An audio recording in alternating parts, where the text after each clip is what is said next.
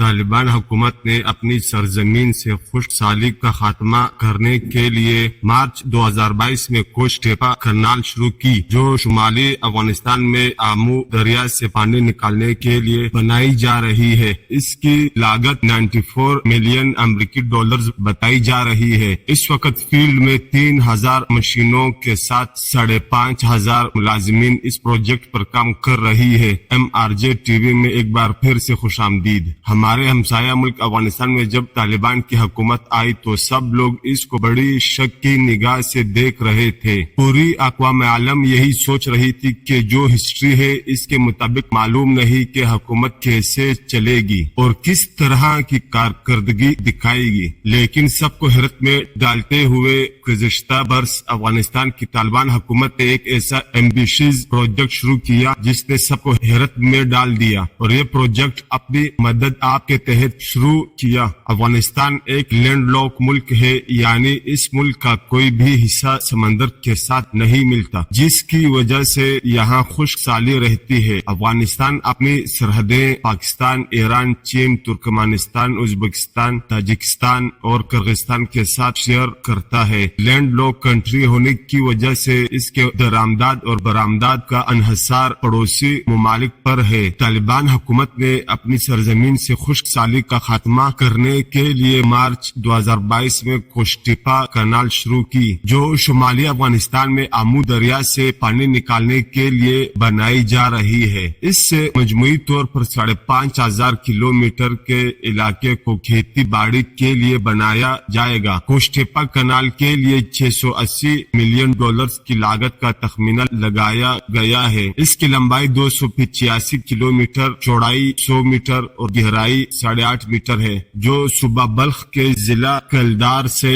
شروع ہو کر ہڑتان کے ریگستان، دولت آباد اور بلخ کے اضلاع جوزجان، فیض آباد، آخچی اور دیگر کئی علاقوں سے گزرتی ہے اور آخر کار فاریاب اور انخوئی اضلاع تقریباً 30 لاکھ ایکڑ اراضی کو سیراب کر سکتی ہے۔ یہ نہر فی سیکنڈ 650 کیوبک میٹر جبکہ ایک سال میں 10 بلین کیوبک میٹر پانی منتقل کرنے کی صلاحیت رکھتی ہے، جبکہ افغانستان کے پڑوسی ممالک ترکمانستان اور ازبکستان کا ماننا ہے کہ نہر کی تکمیل سے آمو دریا سے آنے والے پانی میں 50% تک کمی واقع ہو سکتی ہے، جو دونوں ممالک میں پانی کا بحران پیدا کر سکتی ہے۔ دونوں ممالک کی اس معاملے پر طالبان حکومت کے ساتھ بات چیت جاری ہے۔ کوشٹیپا کنال کے 3 مراحل ہیں۔ پہلا مرحلہ 108 کلومیٹر طویل ہے، جو آمو دریا سے شروع ہو کر صوبہ بلخ کے ضلع دولت آباد تک پہنچتا ہے۔ یہ لگ بھگ تکمیل کے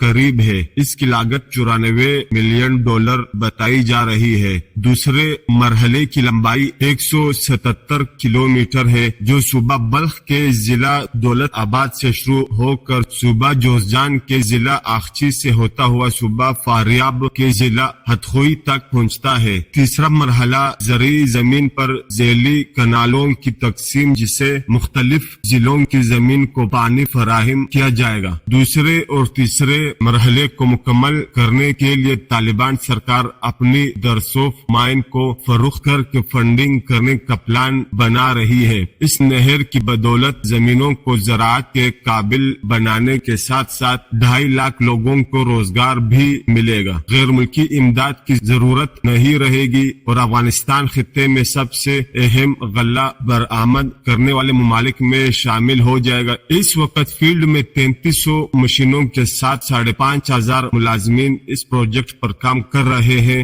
جبکہ 200 کمپنیز سب کانٹریکٹرز کے طور پر کام کر رہی ہے، جنہیں Afghanistan national development company supervise کر رہی ہے۔ اس وقت آمو کے کنارے پوائنٹ 0 پر واٹر ڈیم کے 250 میٹر کے ساتھ دریائے آمو کے پانی کا رخ تبدیل کرنے کا کام کیا جا رہا ہے۔ افغانستان طالبان حکومت کے مطابق اس کینال کی تکمیل 2028 تک متوقع ہے، البتہ جس برق رفتاری سے اس پر کام جاری ہے، اس سے لگتا ہے کہ 2025 تک ہی مکمل کر دی جائے۔ آمو دریا کے پانی کو سابق سوویت یونین کی 4 ریاستوں کرغزستان، تاجکستان، ترکمانستان اور ازبکستان میں تقسیم کرنے کا باقاعدہ نظام سوویت دور میں بنایا گیا تھا۔ سوویت یونین کے اندرونی बैनुल-अक़वामी मामलात होने की वजह से ये मुआहिदा अफगानिस्तान के मफादात की अक्कासी नहीं करता था। गुज़श्ता बरस तक मुआहिदों की जगह बैनुल-अक़वामी मुआहिदे रखे गए थे। ताहिम अफगानिस्तान आज भी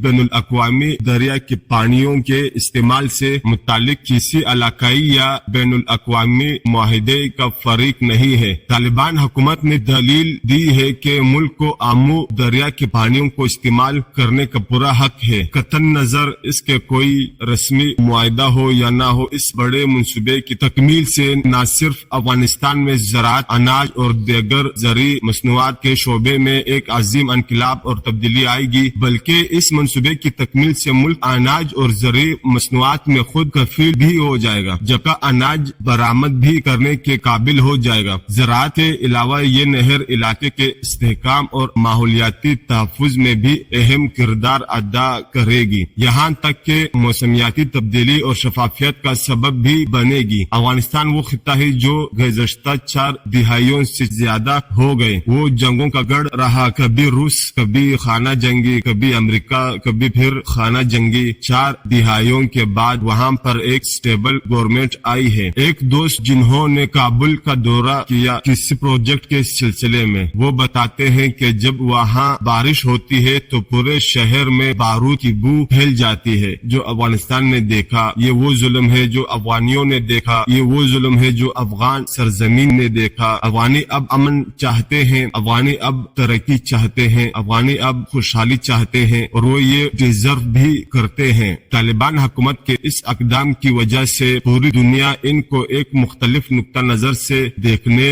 लगी है। लोगों में एक उम्मीद जागी है कि शायद अफगानिस्तान इस रास्ते पर गामजन हो जाए जिसकी तमन्ना अफगानी गुज़श्ता 4 दिहाइयों से कर रहे हैं। कितने लोग मर गए, कितने खानदान तबाह हो गए, पूरे मुल्क का इंफ्रास्ट्रक्चर तबाह हो गया। वो मुल्क जो किसी जमाने में यूनिवर्सिटीज का मस्कन था, जहाँ पर सड़कों के जाल थे, जहाँ पर खूबसूरत वेदर था, जहाँ पर बागात थे, जहाँ पर फल थे, आज वो इससे भी बेहतर का मतलाशी है और ख्वाहां भी है। हम उम्मीद करते हैं कि अफगानिस्तान दोबारा वही अफगानिस्तान बनेगा जहाँ पर तालीम हो, जहाँ पर अमन हो, जहाँ पर प्रोस्पेरिटी हो। हमारी दुआएं आपके साथ हैं। चैनल को लाइक, सब्सक्राइब करें। हम आएंगे एक और इंटरेस्टिंग वीडियो के साथ, हमें इजाजत दें।